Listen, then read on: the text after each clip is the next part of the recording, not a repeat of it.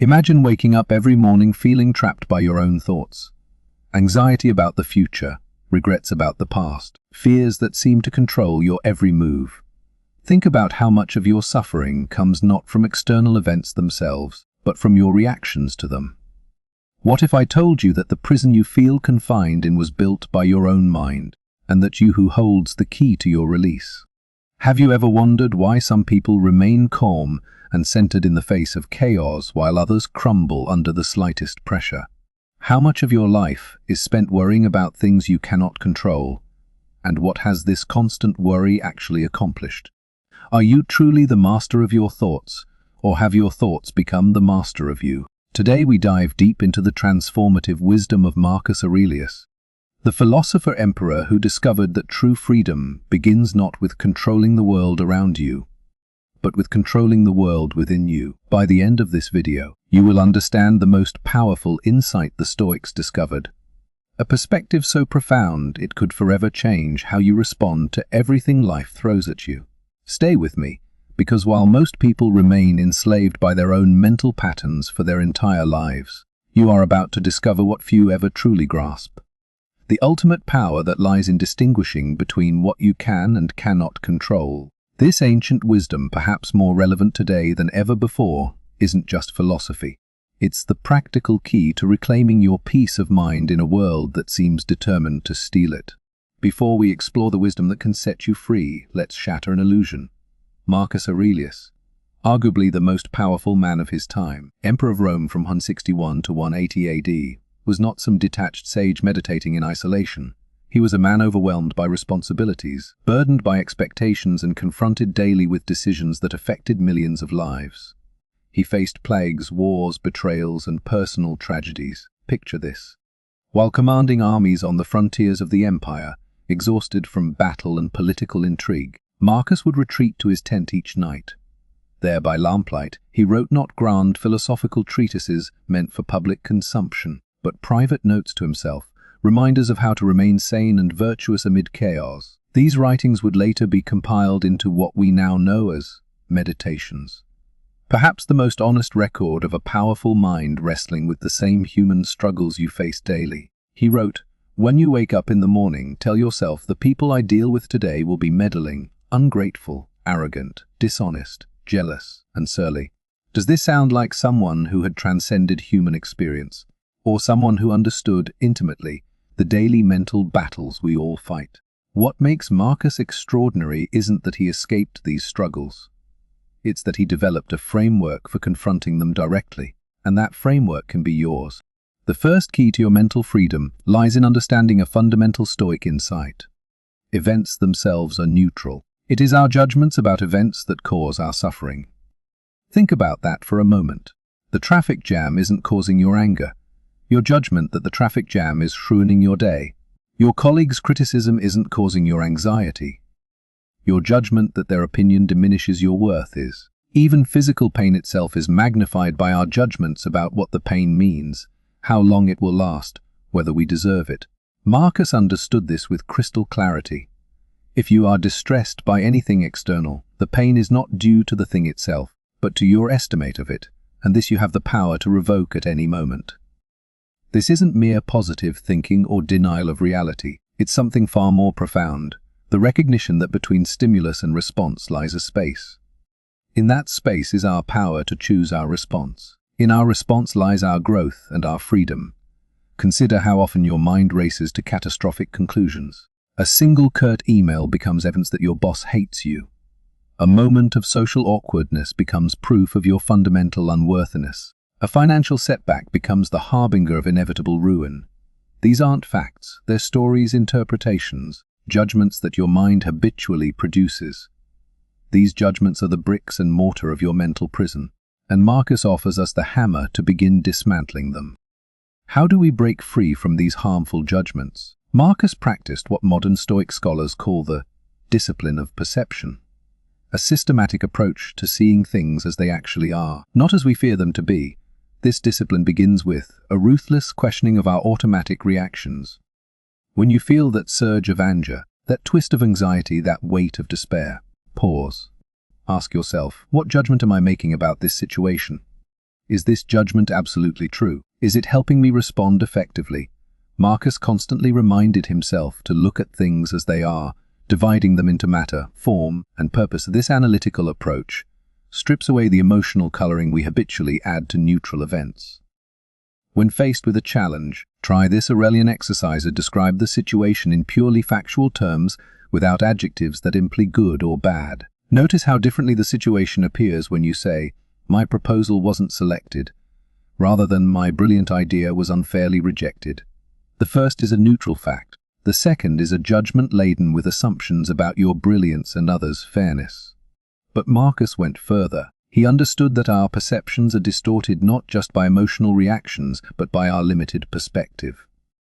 Everything we hear is an opinion, not a fact, he wrote. Everything we see is a perspective, not the truth. This insight invites a profound humility. Your certainty about what events mean, about what others intend, about what the future holds. All are based on limited information filtered through your particular biases and experiences. Freedom begins with acknowledging this uncertainty. Try this. The next time you're absolutely certain about someone's motives or the meaning of an event, consciously generate 3 alternative interpretations. This mental flexibility loosens the grip of rigid thinking and creates space for more measured responses. Another bar in your mental cage is the habit of dwelling on the past or anxiously anticipating the future. Marcus understood that peace exists only in the present moment. Never let the future disturb you. You will meet it, if you have to, with the same weapons of reason which today arm you against the present. Consider how much of your mental suffering occurs in imagined scenarios, replaying past embarrassments or rehearsing future catastrophes. Neither exists except in your mind. The past is immutable, the future uncertain. Only the present moment offers the possibility of action and choice. Marcus practiced present moment awareness long before modern mindfulness became popular. Confine yourself to the present, he advised. When your mind wanders to past regrets or future worries, gently redirect your attention to what is directly before you. The task at hand, the sensations in your body, the breath entering and leaving your lungs. This isn't about ignoring legitimate planning or learning from experience. It's about recognizing when thinking about the past or future has ceased to be productive and has become rumination or anxiety. The present moment is where your power lies. It's the only time when you can actually take action, make choices, and influence outcomes. By anchoring yourself in the now, you reclaim attention that would otherwise be lost to regret or worry. Now we arrive at what is perhaps the most liberating Stoic insight of all. What Epictetus, another Stoic philosopher whom Marcus studied, called the dichotomy of control. Simply put, some things are within our control, and others are not. Our happiness depends on focusing on the former and accepting the latter. Make the best use of what is in your power, and take the rest as it happens. Marcus wrote, echoing this fundamental principle. What exactly is within our control?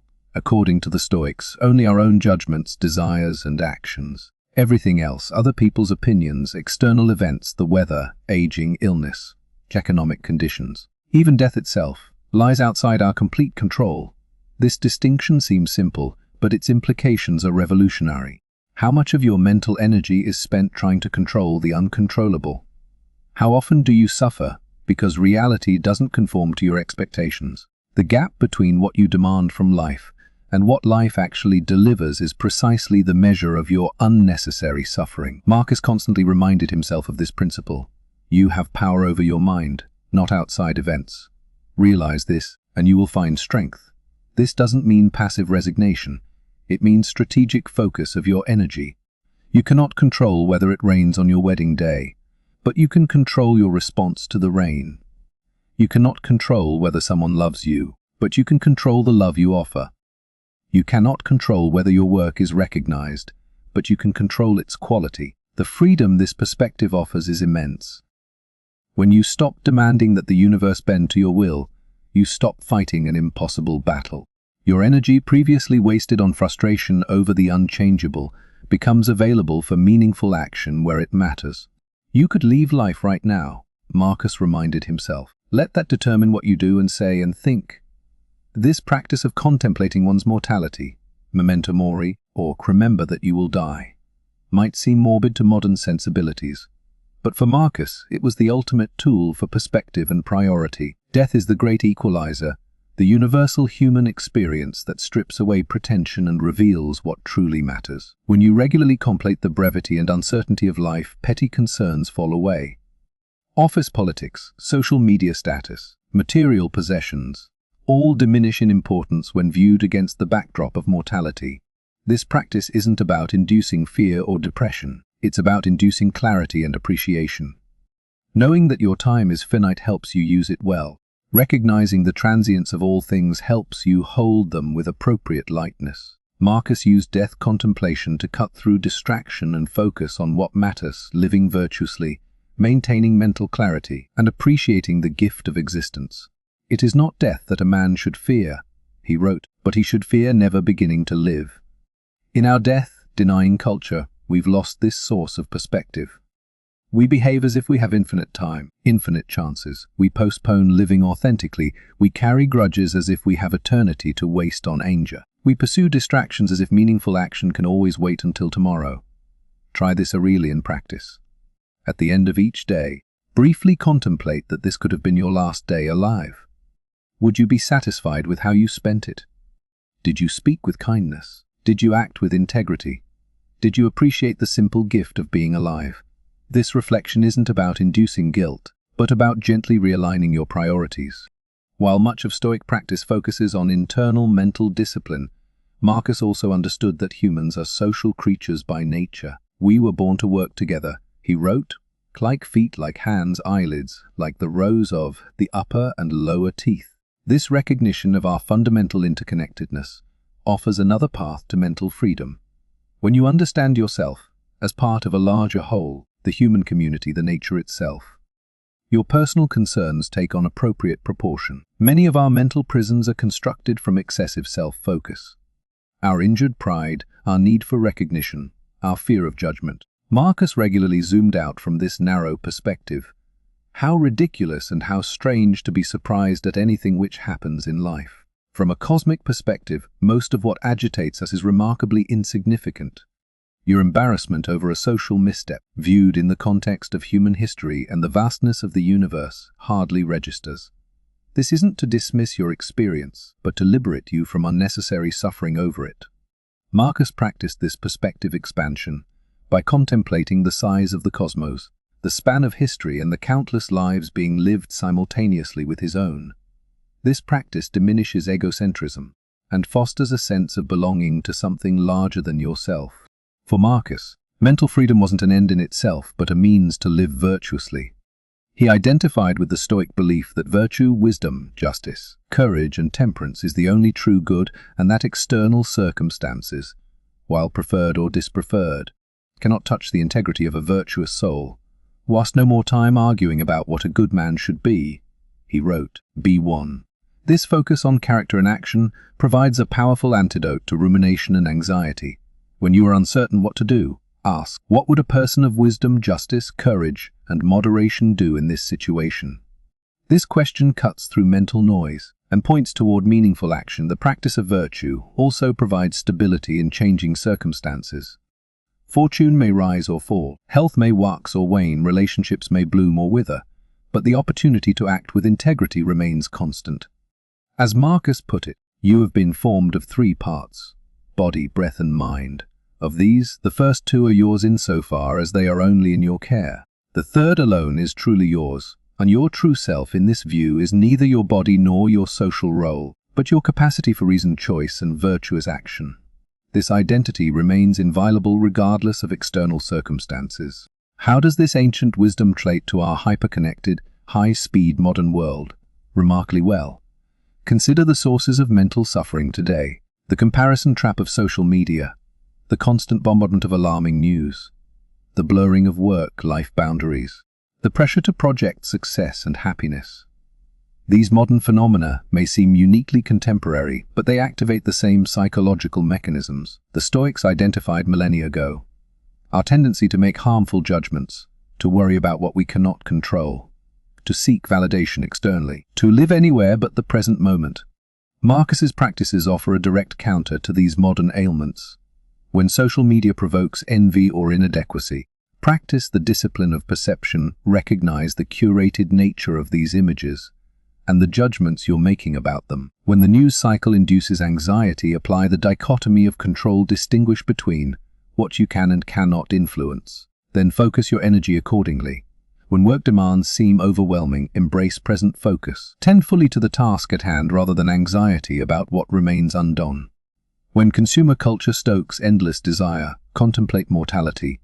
Ask whether this purchase matters against the backdrop of a finite life. The practices themselves may need modern adaptations. Perhaps your meditations takes the form of a journal app on your phone. Perhaps your contemplation of mortality happens during a mindful walk rather than before a battlefield. Perhaps your community of reason extends through books and digital connections rather than the Athenian Stoic. But the principles remain powerful because they address the fundamental nature of human psychology, which has changed remarkably little despite our technological evolution. The freedom Marcus offers isn't instantaneous. Like any worthwhile change, it comes through consistent practice, through forming new mental habits that gradually replace old ones. Start small. Choose one Stoic practice, questioning your judgments, focusing on what you can control, staying in the present moment, and apply it consistently in one area of your life for 1 week. Notice the difference in your mental state. When you approach challenges with these tools, expect resistance. Your habitual thought patterns won't surrender without a fight. When you find yourself slipping back into old modes of thinking, catastrophizing, ruminating, blaming, don't judge yourself harshly. Simply notice what's happening and gently return to your practice. Remember that Marcus himself was a work in progress. His meditations reveal not a perfected sage but a conscientious student, repeatedly returning to the same principles, struggling sometimes, succeeding other times. Begin each day by telling yourself, "Today I shall be meeting with interfering gratitude, insolence, disloyalty, ill will, and selfishness." He wrote, acknowledging the daily challenge of maintaining mental freedom. The key is persistence, not perfection. Each time you catch yourself in a mental prison of your own making and apply these principles to free yourself, you strengthen the mental muscles of freedom. Over time, what begins as conscious effort becomes second nature. As we conclude this exploration of Aurelian wisdom, I leave you with a question that Marcus himself might have posed, a question that strikes at the heart of mental freedom. If your suffering originates not in events themselves, but in your judgments about them, if the quality of your life depends not on what happens to you but on how you respond, what justification remains for postponing your peace of mind until external circumstances change? This question challenges the fundamental premise on which much of our discontent rests, that we must wait for the right job, the right relationship, the right social conditions, the right political outcome before we can experience tranquility. Marcus suggests a radical alternative, that mental freedom is available now, in this moment, through the disciplined exercise of your greatest human capacity. The power to choose your response to life as it unfolds. The prison door has always been unlocked. Will you walk through it?